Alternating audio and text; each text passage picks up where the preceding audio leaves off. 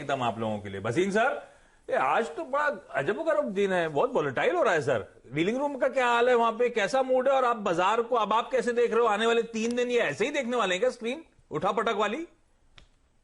हाँ, good afternoon आपको, आशीष और शैलेंद्र को।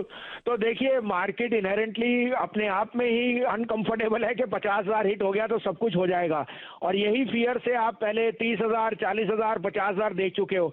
मुझे कोई दो राय नहीं कि ये market is headed much higher, और ये 2-3 दिन volatility is more to do with the budget and so on.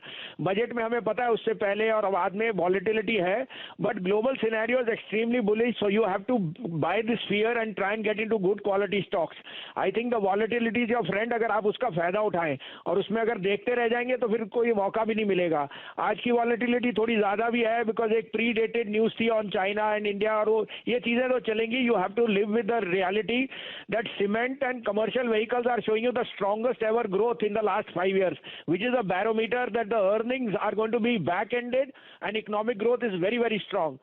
तो आप कहें तो मैं आपको अपडेट भी दे दूं, और 2 नई कॉल्स हैं जो मेरे को लगती है बहुत अच्छा है। जैसे मेरा आपको पहले भी कहा है, मेरा overweight sector pharma and IT है, और उनमें और ऑटोज, और उनमें मैं आपको बाय दूंगा। सर इंतजार है सर उन कॉल्स का, आप बताइए प्लीज। तो पहला मेरा पिक है सर, मैं पहले डीवीज लैब भी कह चुका हूं, अभी भी मैं सोचता हूं डीवीज लैब, औरोबिंदो, सिप्ला, और आज मैं फिर सन फार्मा कह रहा हूं। सन फार्मा के results will be the best ever, और साथ में सन फार्मा 3 साल पहले आशीष उसकी market cap was more than all the pharma companies put together. I think Sun is now back headed towards that prime period. तो 585, 87 में लीजिए, 572 का स्टॉप लॉस, 625 का target for the near term, but Sun is headed to 700 and beyond in this year. दूसरा buy होएगा ICICI Pru. I think value of new business will be the highest this time, जो इसके results हैं in the next few days. 501, 503 में लीजिए, 493 का stop loss, 540 का इसका टारगेट होएगा इन द नियर टर्म। ये दोनों मेरी टॉप पिक्स है। भसीन साहब, आप हमारे साथ जुड़े रहिए जरा 1-2 मिनट।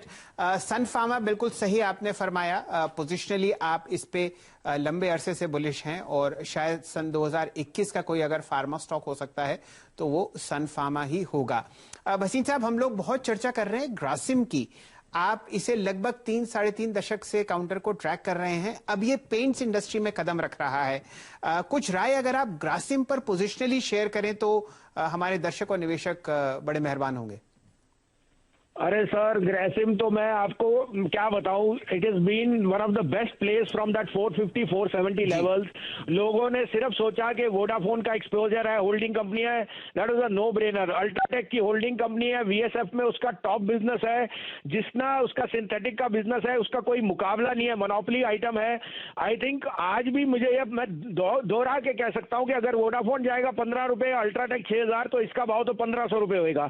साथ में उसने जो न्यू बिजनेस में वेंचर किया है, it makes a lot of synergies in the business it is already in, so there is a lot of cost cutting over there, and they can you gain huge market share at a very very slow at a very minimum entry point. So I think all declines in Grasim are buys. As a disclosure, this has been one of our top portfolio picks and we continue to ride this stock. चलिए, ये राय आपने ग्रासिम पर दी। आज